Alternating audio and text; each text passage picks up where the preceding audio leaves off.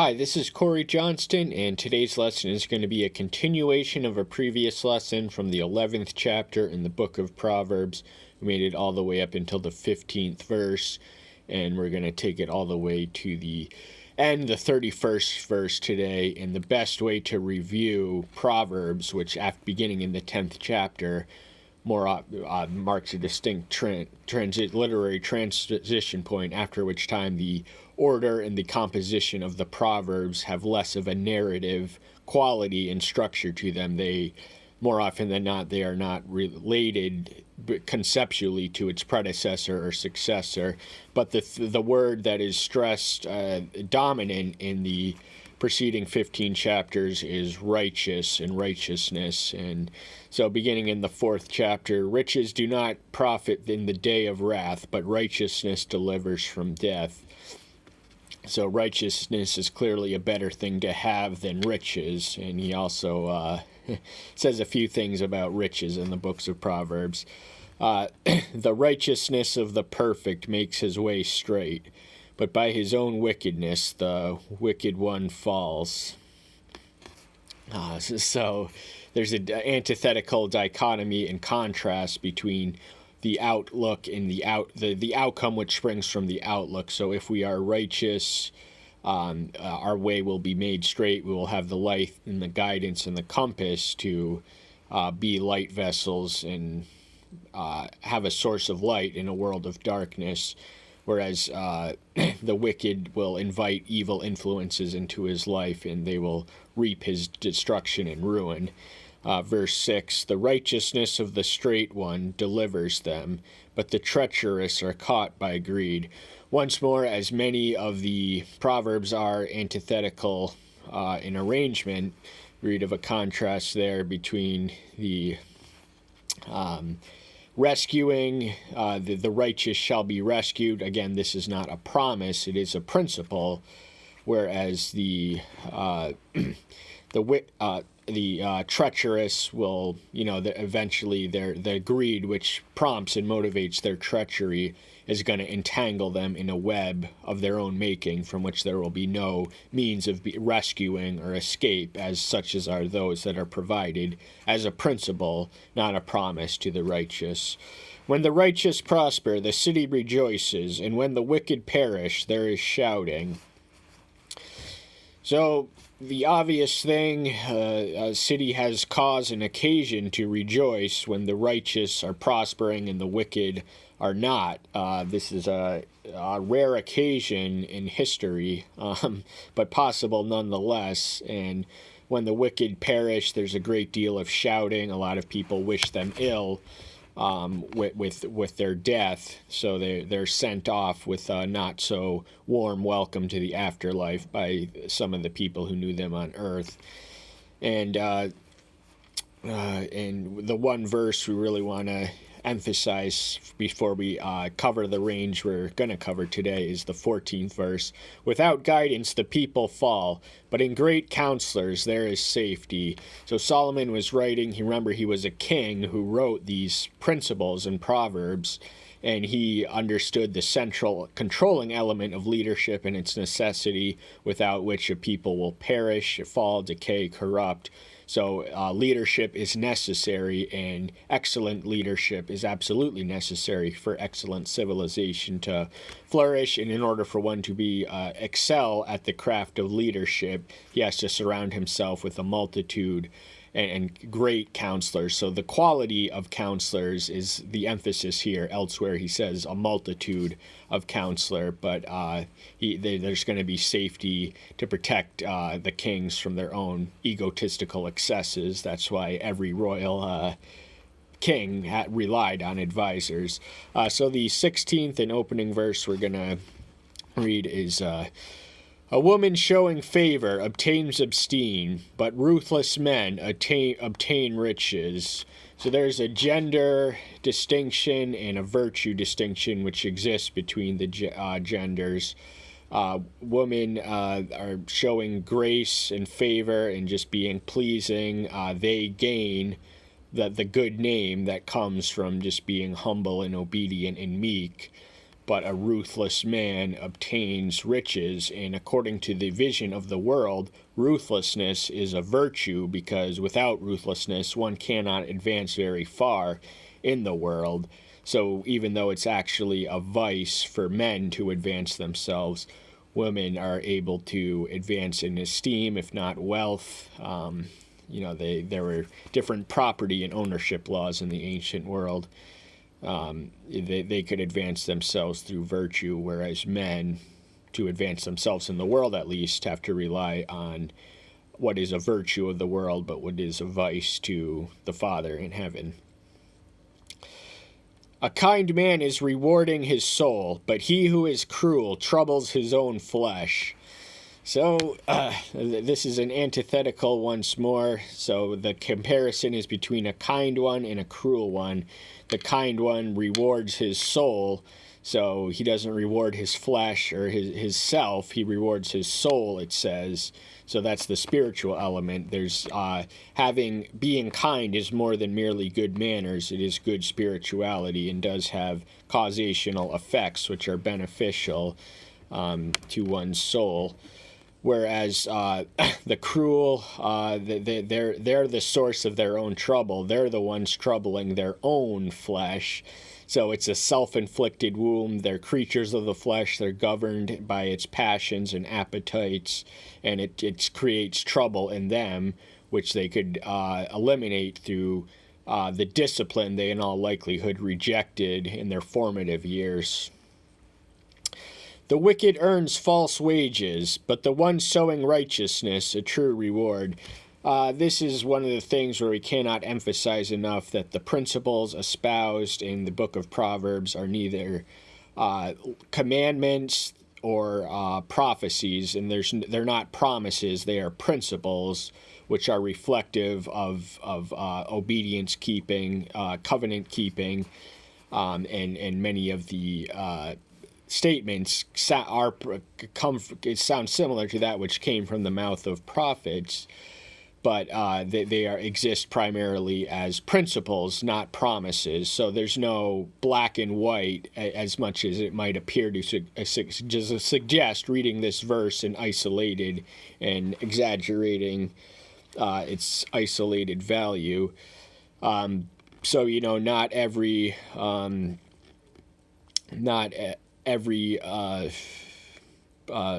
person who is sowing righteousness is rewarded. In fact, they are persecuted by a hostile, ungrateful world, unworthy of our sacrifices for them. But, so there is the possibility for that, but there is also a true reward. In the Old Covenant, obedience and prosperity were more connected. And Solomon was living witness to this principle. Thus righteousness is to life, and one pursuing evil to his own death. So again, that theme of righteousness, which bleeds over from the preceding chapters, verses 4 through 6 and 10, is once more enunciated right here. And it leads to life. It is a wellspring of life. It is life itself. But the one who pursues evil and wickedness and sin is inviting their own self-destruction, because the wages of sin are death, and there's a reward of the righteousness spoken of in the preceding verse. So the wages of sin is death, and the rewards of righteousness, not our righteousness, but Yahshua's alone, is the way to life. The perverse of heart are an abomination to Yahweh, but the perfect in the way are his delight. This is a pretty self-evident statement. Why would the supremely moral, all-powerful being delight his creations, whom he has given agencies to develop perversity in their heart, to constantly think vulgar things? So much emphasis is on the heart, because the heart is the center of the ancients' thought, our thoughts, but it's also the center of our will, our emotions, and our desires. So all this emphasis on the heart, and obviously a perverse heart is one that is an abomination. That's the lowest term of derision conceivable in the Bible.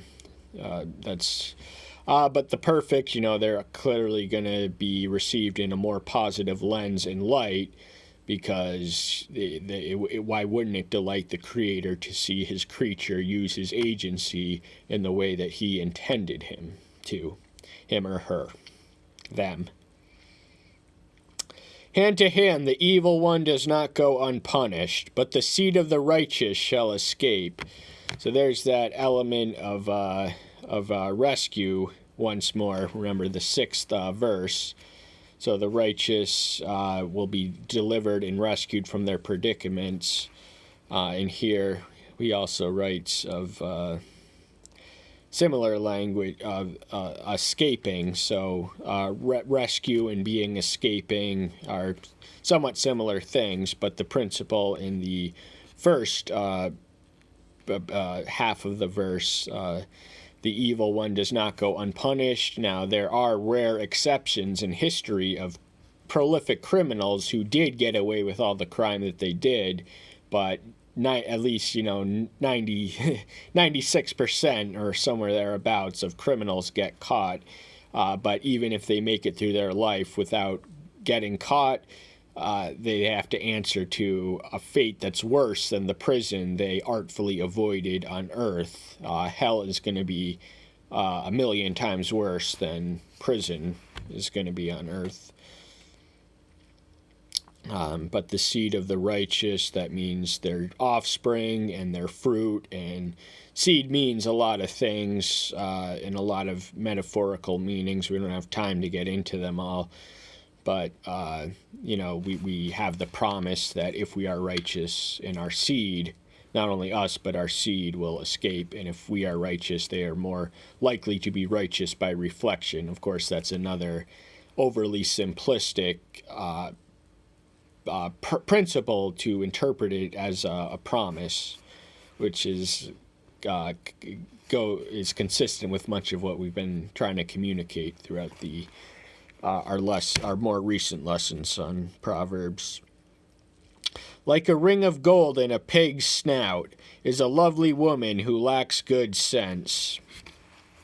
So this describes a lovely woman, a beautiful woman who lacks good sense, and the unfortunate reality is that a lot of the pretty ones are conditioned. They're not genetically dumb, necessarily so, but they are conditioned by the fact of their prettiness to not have to pursue any rigorous academic activity, because they can get away and get by and have the foundation of security to succeed in life in their looks alone.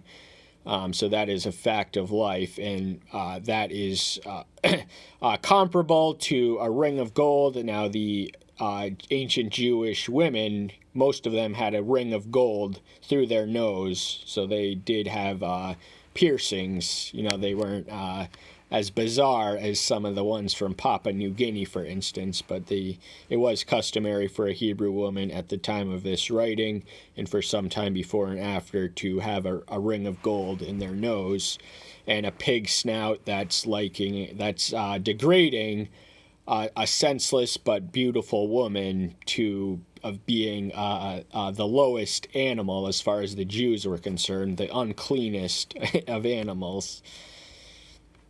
The desire of the righteousness is only good. The hope of the wicked is wrath. The expectancy of the wicked is wrath. So the hope and desire and will of the righteous is only good. So righteous people don't wish harm or ill on anyone else. They wish everyone and all blessings and positive consequences and positive things to happen in their life. Of course, not everyone, none of us are, strictly speaking, are righteous. And so if you say you do that 100% after hearing that, I can tell you right now you're lying, because I know I'm lying if I were to say that. But the antithetical juxtaposition is the hope of the wicked in contrast to the righteous. So because they only desire and think and meditate and wish good, they're going to be invited to eternal good.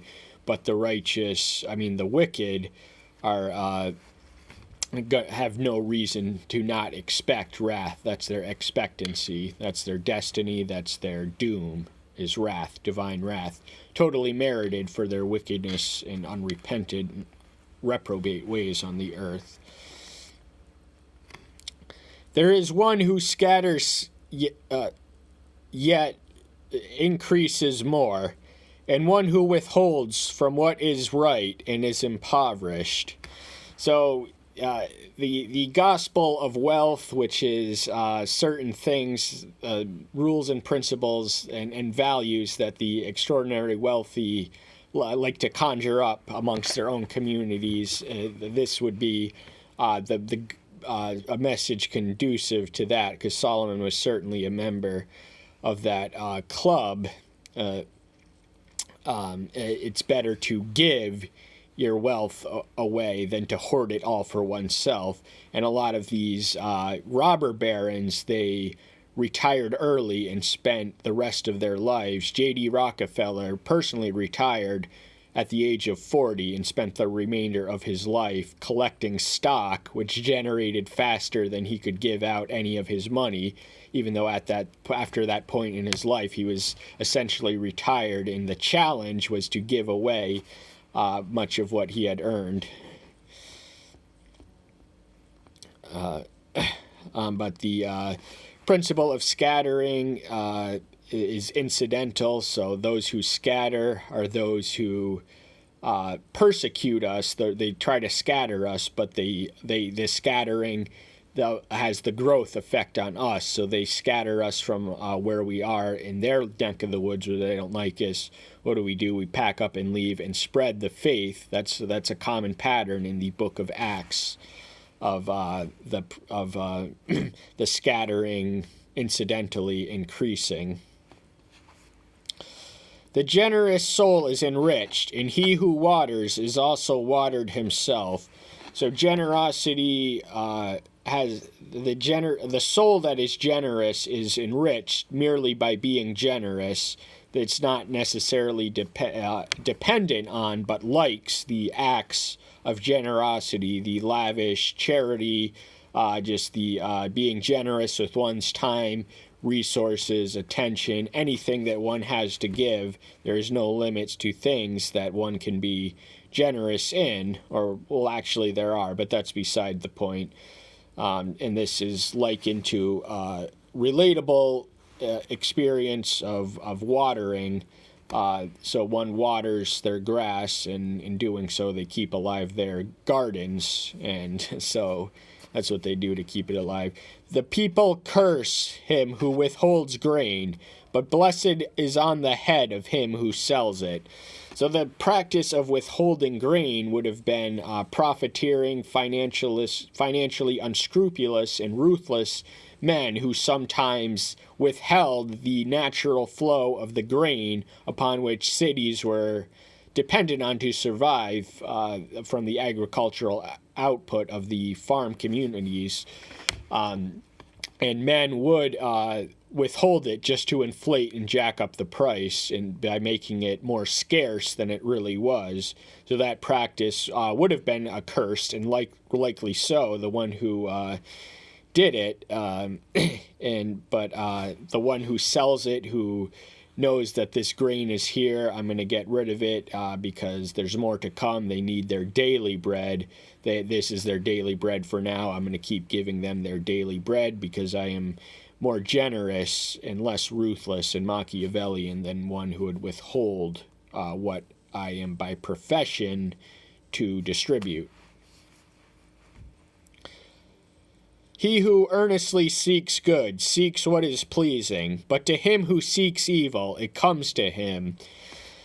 So this is once more an antithetical contrast, but the principle is parallel nonetheless. So if we are good, we're going to seek good, and if we're seeking good, we're going to seek that which is pleasing, not necessarily self-gratifying, but pleasing to Yahweh and pleasing to our spiritual appetites and beings.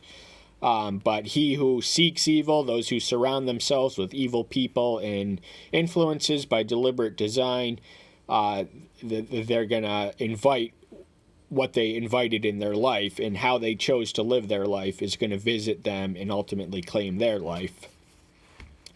He who trusts in his riches falls, but the righteous flourish like a leaf.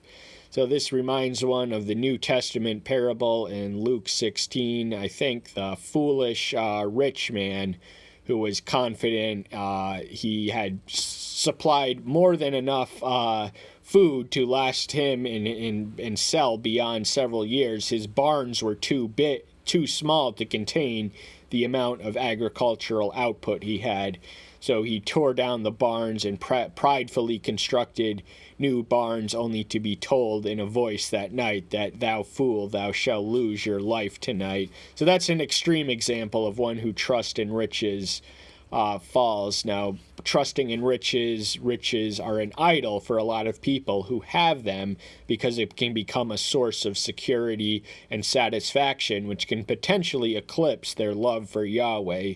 And so if you can have riches, but to trust them for your greatest needs, which are spiritual, is folly and results in rejection at the judgment. But it is possible to have possessions without being possessed by the possessions one has. He who troubles his own house inherits the wind, and the fool is the servant of the wise of heart. So these are two types of people you don't want to be. One who troubles your own house, whether you beat your wife or your kids or anything else, or are a disrespectful son or daughter or anything else, or just, you can be a terrific husband and a horrible parent, or terrific wife and vice versa. But the one thing you don't want to be is one who stirs up trouble in the place they live. The home in which we live should be a source of sanctuary and relief from the calms and storms of the world outside of it. We should not be at war when we are in our own sanctuary. So anyone who invites trouble or brings trouble rightly inherits the wind. That is nothing positive by inference. And the fool is the servant of the wise of heart. So this is an oversimplification for the reality of social stratifications. Not every master was smart, and not every slave or servant was stupid. Yet somehow Providence placed them in their paths irrespective of their qualities. And a lot of that stems from the agency of men. The fruit of the righteous is a tree of life, and he who is winning lives is wise. So the blessings of the righteousness do not belong to the righteous alone. They exist to spread from the blessed. Blessings exist to be passed on. They lose their value and their meaning and their significance when we hoard them to ourselves and do not. Anyone who lives who has lived to be blessed lives to bless others, and this is the natural consequence of being blessed, is to be a blessing unto others. And that way the fruit that we bear, the fruit of the Spirit, Galatians 5:16-26, is the fruit that we bear will be a wellspring and a tree of life. So we will provide nourishment and shade and sanctuary and security for people around us, and in so doing bless them. And evangelical activity cannot be done apart from wisdom. The business of winning souls is difficult. There are a host of challenges for people who are not only lost, but loving being lost, not knowing that they're lost. So it takes a great amount of wisdom to win their souls and transform them and alter their eternal destination. The fruit, see, the righteous of the earth shall be rewarded. How much more the wicked and the sinner? So rewarded is perhaps not the best word, rather judged. So we can say that, we can use examples of Moses and David, who were men of God. Moses talked to him face to face as a friend. David was described as a man by him himself as a man after mine own heart, and yet they were punished for their sin. Moses did a comparatively trivial transgression in comparison to David's, which was more than a single sin. It was a chain and cause and effect of sin. One led inexorably to the other, but he was nevertheless permitted to not enter into the promised land he had marched his people to. That privilege and prerogative would belong to Joshua. He would be permitted a glimpse on account of his disobedience, but not permitted to enter in. And David, the adultery led to lying. It led to, began with coveting another man's wife, led to adultery with her, then led to lying, deceit to cover up. And when the cover up didn't work, he just killed the husband. And he was judged accordingly. The division came into his own home. His eldest son, Amnon, developed a passion that certainly wasn't there before David did what he did with Bathsheba, and raped his half-sister Tamar, whose full-blooded brother Absalom arranges to have him killed, and eventually, while in exile, he tries to usurp his father and sends him on the run, and he dies in a tree, and David has a broken heart over the death of his son. So how much more are the wicked and the sinners? If these terrible consequences happen to these righteous people, how much worse is it going to get for those who are wicked and sinful and just lost and loving it and not knowing any better and just no idea what they're inviting for their eternal life. So I hope the reason you're here, one of the reasons anyway, is to avoid that eternal predicament, which we have the recipe and the formula and the principles and the guidelines to avoid and escape the judgment unto hell. And we don't have to do anything to be saved. All we have to do is have faith. But it's more complex with that. That's all the time we have for today. Thank you so much. So glad you're here. Stay tuned until next time. I'll see you then. Take care until then. Bye-bye.